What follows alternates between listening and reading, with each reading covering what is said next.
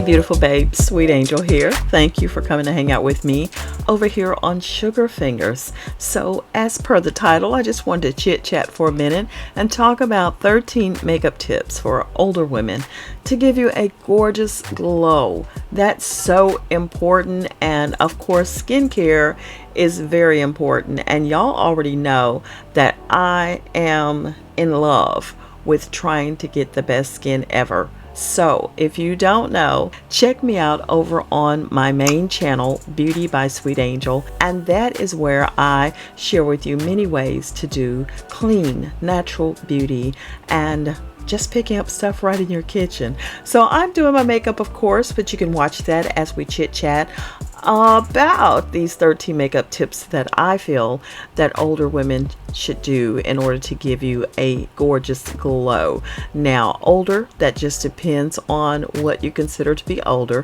I am soon to be 58 and I love to wear makeup, but there is a way to do it for us to really look our best. So number one, we're going to talk about how to stay hydrated. Hydrated skin looks healthy. As your skin gets older, it begins to produce less sebum. Your natural oils just are depleted and doesn't retain moisture well. Even if you once had normal or slightly oily skin, you may now notice that your skin is prone to being dry. All I can say is grab you a great moisturizer, and I love oils. I am the oil queen, and recently I have been using the acai berry oil that I pick up from Amazon. Everything that I talk about today I'm going to link down in the description box for you. So a great moisturizer is always awesome, and if you don't have a good one, again, I'll list some down in the description box for you. The right moisturizer can help to plump up the fine lines and smoothen out the wrinkles and make them less apparent even before you start to play in the makeup, okay? Now, not all the time, but majority of the time, I do use a primer on my skin before using my makeup. This is step number 2.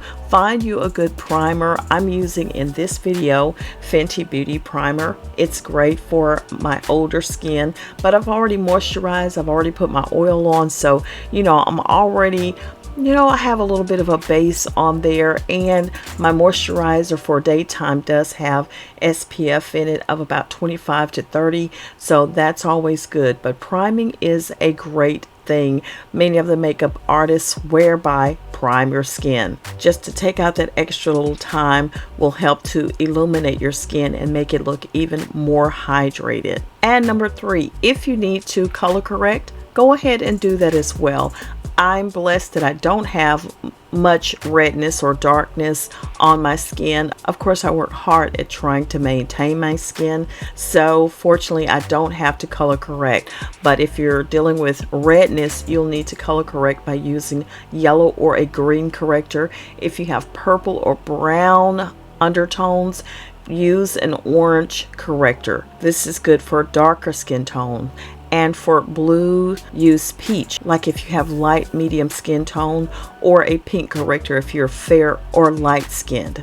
So this is how you color correct, and those items I don't really have any go-tos for that because I don't generally have to do that.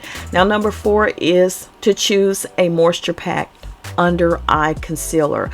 I generally use any particular concealer. Again, I've already put a lot of moisture on my skin, so therefore I don't have to do a whole lot when it comes to that. But if you're using a concealer to cover up puffiness or dark circles to crow's feet, I want to say they talk about Tarte all the time for one of the best hydrating concealers, the Tarte Creaseless Concealer, if they still make that one.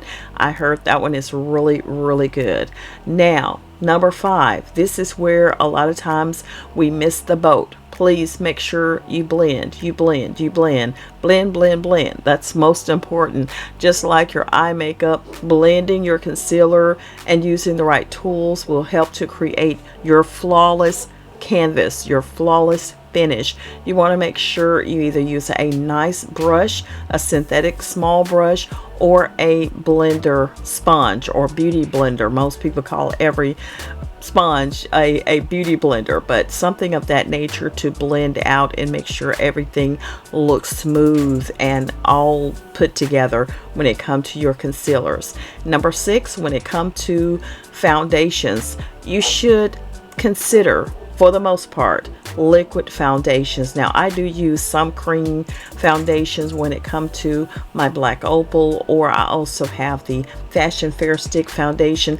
Those work pretty well for me, but for the most part, always run to those foundations that are liquid. That will work out best for you. Liquid foundations and tinted moisturizers usually have more hydrating ingredients and a dewy finish, which are both flattering for older skin. And number 7, go for a slightly warmer foundation tone, which I generally do that. Yes, I do, because of course you want your skin to look healthy and more youthful, and a warmer foundation will help you to achieve that.